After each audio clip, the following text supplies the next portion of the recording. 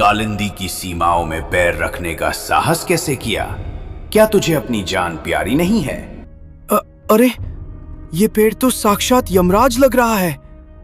पवनवेग भाई, वापस चलें क्या? डरो मत मदन, ये वृक्षराज है, इस जंगल का द्वारपाल। ये सिर्फ डरा रहा है।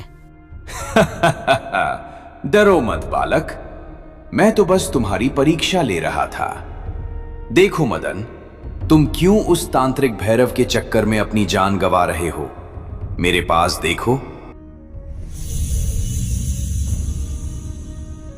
मदन, ये सारा धन, ये सुख सुविधाएं तुम्हारी हो सकती हैं। बस यहीं रुक जाओ, लौट जाओ अपने संतोषपुर। तुम वहां राजा बनकर रहोगे। क्या रखा है उस जादुई घोड़े को बचाने में? बाप रे, इतने हीरे! चंपा तो खुश हो जाएगी। पवनवेग, क्या सच में हम ये सब लेकर घर जा सकते हैं? मदन, होश में आओ, ये माया जाल है। अगर तुम इन हीरो को छुओगे तो तुम भी पत्थर बन जाओगे। याद करो उस जादुई मूर्ति की पुकार। अगर भैरव जीत गया तो ये सोना भी मिट्टी बन जाएगा। धिक्कार है मुझ पर। वृक्षराज, मुझे आपका लालच नहीं चाहिए। मैं यहाँ दुनिया को बचाने आया हूँ, अपनी जेब भरने नहीं। रास्ता छोड़िए। लालच को जीत लिया, भय को जीत लिया, पर क्या बुद्धि को जीत पाओगे? बिना उत्तर दिए कोई आगे नहीं बढ़ा है। मैं तुम दोनों से एक एक सवाल करूंगा। उत्तर सही हुआ तो रास्ता मिलेगा, गलत हुआ तो यही मेरी जड़ों में दफन हो जाओगे। हाँ बाबा, पूछ लो। खेती किसानी में बहुत दिमाग खपाया है, जवाब दे ही दूंगा। मदन, पहला सवाल तुम्हारे लिए। वो कौन सी चीज है जिसे इंसान दूसरों के अंदर तो तुरंत देख लेता है, पर अपने अंदर उसे कभी दिखाई नहीं देती? अरे महाराज, ये तो मैं अपनी पत्नी चंपा के साथ रोज देखता हूँ। इंसान दूसरों की गलती तो पलक झपकते ही पकड़ लेता है, पर वही गलती जब खुद करता है तो उसे लगता है कि वो तो महान है। इसका उत्तर है अपनी खुद की गलती। एक साधारण किसान से इतने गहरे जवाब की उम्मीद नहीं थी।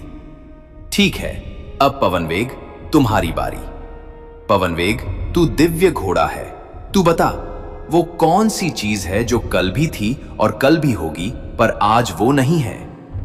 वृक्षराज, इसका उत्तर काल के चक्र में छिपा है। वो है समय। जिसे हम कल कहते हैं, वो आज कभी नहीं होता। जब वो आता है तो वो आज बन जाता है, इसलिए कल कभी आता ही नहीं। बहुत खूब। पर अब आखिरी सवाल, और ये सवाल तुम दोनों के लिए एक ही है। अगर ये बता दिया तो समझो तांत्रिक भैरव के आधे प्राण तुमने यहीं जीत लिए।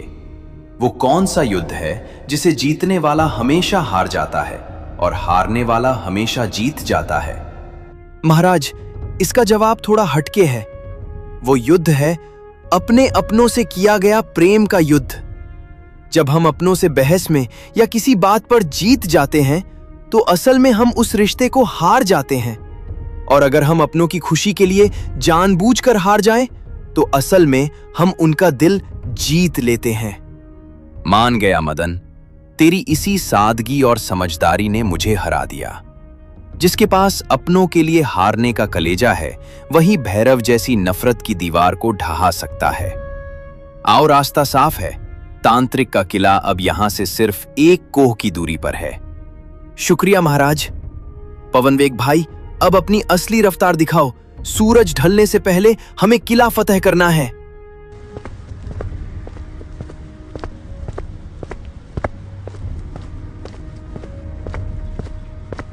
बचाओ, कोई है? मुझे इस नर्क से आजाद करो। मेरी हड्डियां टूट रही हैं। रुको पवनवेग, सुना तुमने? कोई औरत बहुत मुसीबत में है। आवाज उस दाईं तरफ की झाड़ियों से आ रही है। मदन, आगे बढ़ो, इसे अनसुना कर दो। ये कालिंदी जंगल है। यहाँ जो दिखता है वो होता नहीं, और जो होता है वो दिखता नहीं। ये कोई छलावा हो सकता है। कैसी बातें करते हो पवनवेग? कोई तड़प रहा है और हम मुंह फेर लें? एक इंसान अगर दूसरे इंसान की मदद न करे तो मानवता शर्मिंदा हो जाएगी। चलो, आवाज का पीछा करो।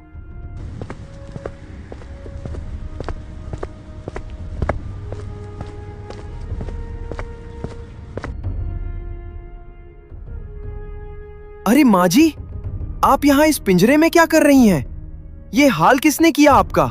बेटा, तुम फरिश्ता बनकर आए हो। उस निर्दयी तांत्रिक भैरव ने मुझे यहाँ कैद कर रखा है। मैं तो बस जड़ी बूटियां लेने जंगल आई थी, पर उस राक्षस ने मुझे अपनी कैद में डाल दिया ताकि जंगली जानवर मुझे धीरे धीरे खा जाए। बेटा, मुझे बचा लो, बड़ी कृपा होगी। वो भैरव तो बड़ा ही नीच इंसान है। पवनवेग, तुम खड़े क्या देख रहे हो? अपनी जादुई शक्तियों से इस बेचारी बुढ़िया को आजाद करो। मदन, मुझे कुछ ठीक नहीं लग रहा। इसकी आंखों में वो चमक नहीं है जो एक लाचार इंसान में होती है। तर्क वितर्क छोड़ो और मदद करो, ये मेरा आदेश है।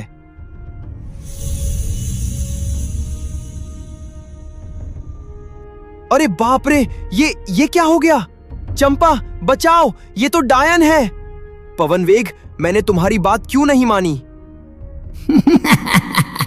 मदन, संतोषपुर के भोले इंसान, डरो मत। अगर मैं तुम्हें मारना चाहती तो पिंजरा खुलते ही तुम्हारा गला रेत देती। तो तुम क्या चाहती हो? तुम सच में डायन हो? हाँ, मैं वही हूँ जिसे तुम लोग डायन कहते हैं, लेकिन मैं बुरी नहीं हूँ। मुझे भी उस भैरव तांत्रिक ने अपनी दासी बनाने के लिए कैद किया था। उसने मेरी सारी जादुई शक्तियाँ अपनी काली साधना के लिए छीन ली थीं। तुमने मुझे आज़ाद किया है, इसलिए मैं तुम्हारी मदद करूँगी। हमारी मदद? तुम जानती हो हम कहाँ जा रहे हैं? मुझे सब पता है। तुम उस स्वर्गलोक के जादुई घोड़े को बचाने जा रहे हो, जिसे उसने पत्थर बनाकर कुएं में डाला था और अब उसकी रूह को अपनी गुफा में कैद कर रखा है। आज काली अमावस्या है। आज रात वो उसकी सारी शक्तियां सोख लेगा। अगर ऐसा हुआ तो फिर कोई उसे नहीं रोक पाएगा। क्या तुम उस गुफा का गुप्त रास्ता जानती हो? क्योंकि भैरव ने चारों तरफ भ्रम की दीवार खड़ी कर रखी है। हाँ, भैरव की उस गुफा तक पहुंचने का रास्ता सिर्फ मैं जानती हूँ, क्योंकि उसी गुफा में मेरी शक्तियाँ भी दफन हैं। चलो मेरे पीछे, मैं तुम्हें सीधे उस काल कोठरी तक ले जाऊंगी जहाँ जादुई अश्व कैद है। पर याद रहे, वहाँ मौत का पहरा है। जब मौत के मुंह में आ ही गए हैं तो डरना क्या? चलो माँ, मेरा मतलब है चुड़ैल जी, रास्ता दिखाओ। मदन, सावधान रहना।